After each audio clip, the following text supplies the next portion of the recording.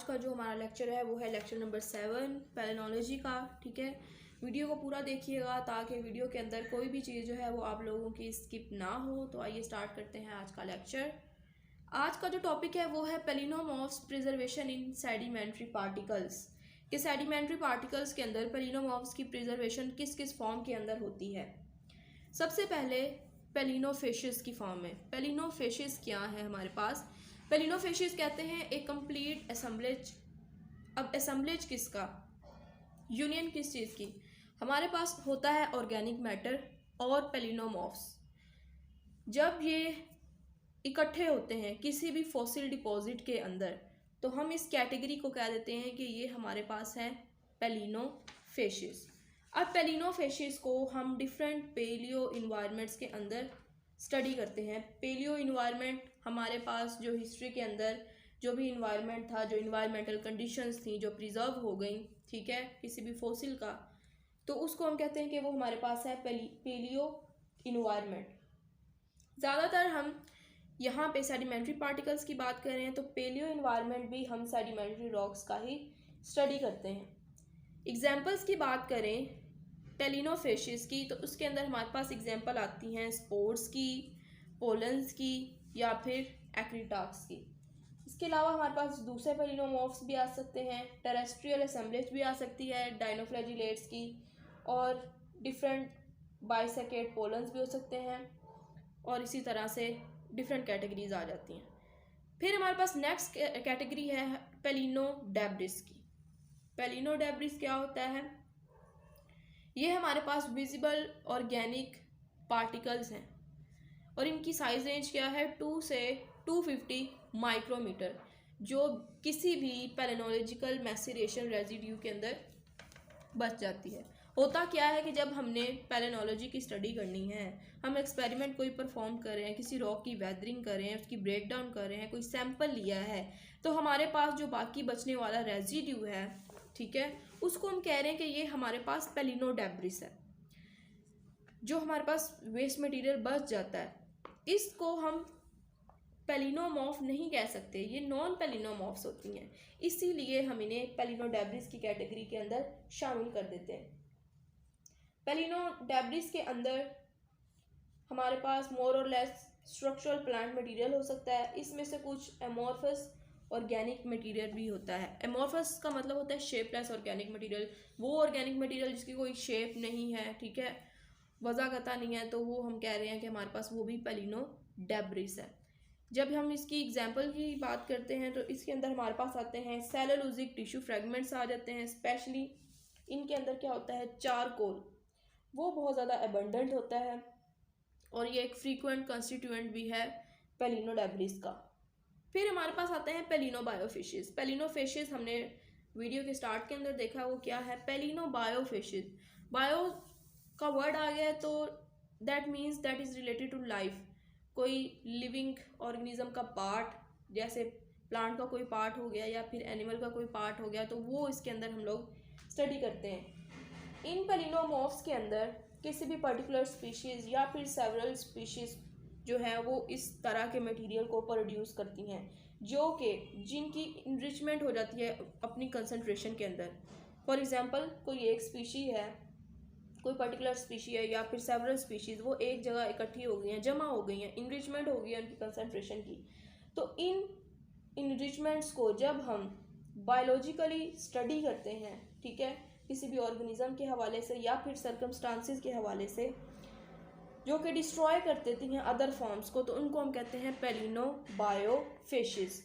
जब हम इनकी एग्जांपल्स की बात करते हैं तो एग्जांपल्स के तौर पर हमारे पास आती हैं चिनोपोड का पोलन आ गया, या फिर हमारे पास डायनोसिस, तो वो हमारे पास एज एन एग्जांपल होती हैं पेलिनोबायोफिशेस की। या फिर हमारे पास क्लासोपोलिस आ गया।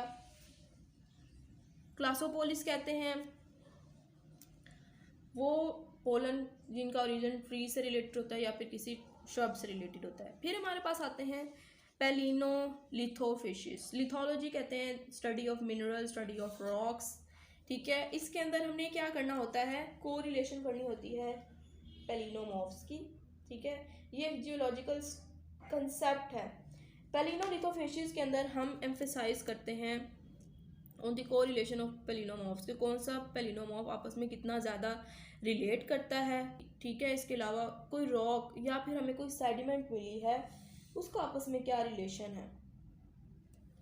इसके अलावा जो सेडिमेंट्री सर्कमस्टांसिस हैं, जो हालात थे वहाँ पे जिनकी वजह से ये पेलिनोमॉर्फ प्रिजर्व हुआ है, उसकी भी स्टडी पेलिनोलिथोफेशिस के अंदर स्टडी की जा सकती है। लिथोलॉजी यहाँ पे आई है तो इसके अंदर ज़्यादातर रॉक्स और रॉक से रिलेटेड जो है मटेरियल वो स्टडी किया जाता है। फिर जब हम एग्जाम्पल की बात करते हैं हम इसके अंदर हम एग्जाम्पल के तौर पर लेते हैं कि हमारे पास कंसंट्रेशन है स्पोरोमॉर्फ्स की। अगर हमने 1 ग्राम रॉक का लिया है तो उसके अंदर कितनी कंसंट्रेशन है किसी भी स्पोरोमॉर्फ की। स्पोरोमॉर्फ कहते हैं स्पोर या फिर पोलन्स को।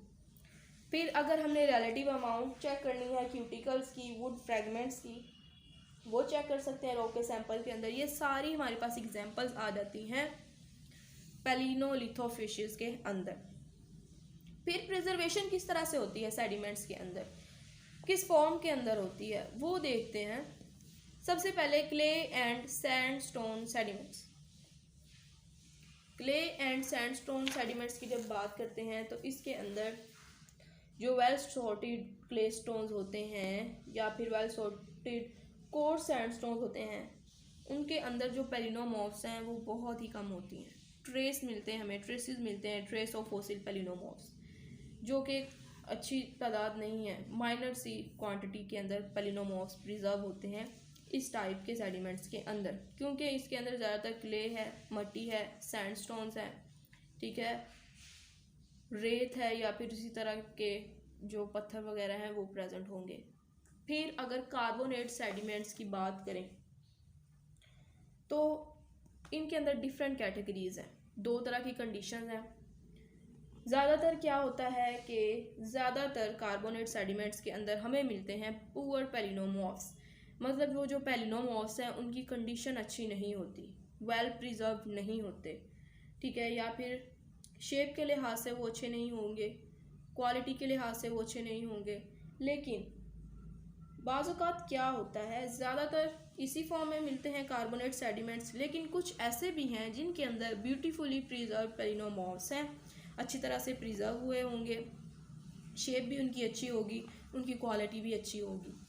फिर हमारे पास थर्ड कैटेगरी आती है कैलकेरियस सेडिमेंट्स। कैलकेरियस सेडिमेंट्स के अंदर क्या होता है, हमारे पास आते हैं कोल बॉल्स।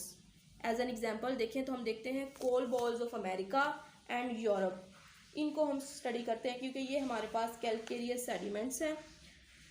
ज़्यादातर इनको इसीलिए स्टडी किया जाता है क्योंकि ये वेल प्रिजर्व थे, अच्छी हालत में प्रिजर्व हो गए, फिर हमने उनको स्टडी किया, इसीलिए एग्जांपल के तौर पर अमेरिका और यूरोप के कोल बॉल्स को ज़्यादा से ज़्यादा स्टडी किया जाता है। फिर हमारे पास आती है कुछ कंडीशंस, कुछ और कैटेगरीज, जैसे कि परमिनराइजेशन सेडिमेंट्री रॉक्स। इसके अंदर क्या होता है जी, हम लोग स्टडी करते हैं बेसिकली कोल्स, क्योंकि कोल हमारे पास एक स्पेशल केस, ऑल्दो इसके अंदर पीट वो भी बनती है। पीट कहते हैं हमारे पास पार्शली डिग्रेडेड ऑर्गेनिक मटेरियल होता है पीट के अंदर, ठीक है। कोल और पीट दोनों को हम स्टडी करते हैं। जो पीट जो है वो लेयर बन गई हैं कोल्स की या फिर डिपॉजिट्स हैं कोल्स के डिफरेंट जोन्स के अंदर, टेम्परेट जोन्स के अंदर या फिर सब ट्रॉपिकल स्वैम्प्स के अंदर, तो वो सारा कुछ हम स्टडी करते हैं।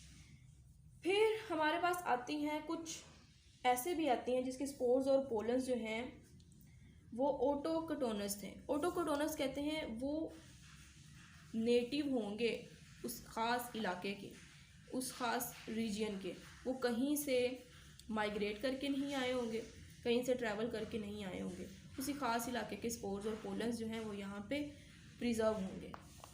लास्ट हमारे पास कैटेगरी आती है विट्रिनिटिक कोल्स। विट्रिनिटिक कोल्स कहते हैं हम लोग, विट्रिनिटिक कोल्स कहते हैं कि वो कोल जिसके अंदर ज़्यादातर वुड का मटेरियल प्रेजेंट हो, ठीक है। इसके अलावा इसके अंदर दूसरे टिश्यूज़ भी प्रिजर्व हो सकते हैं, स्पोर्स और पोलन्स के, ठीक है, लेकिन इसके अंदर जो पेलिनोमॉर्फ्स होती हैं वो ऑलमोस्ट प्रिजर्व नहीं होती। ये थे जी विट्रिनिटी कॉल्स, और यहाँ पे एंड होता है हमारा आज का लेक्चर। होप सो आपको वीडियो अच्छी लगी हो। काइंडली वीडियो को लाइक करें, ज़्यादा से ज़्यादा शेयर करें। Thank you for watching this video. अल्लाह हाफिज़।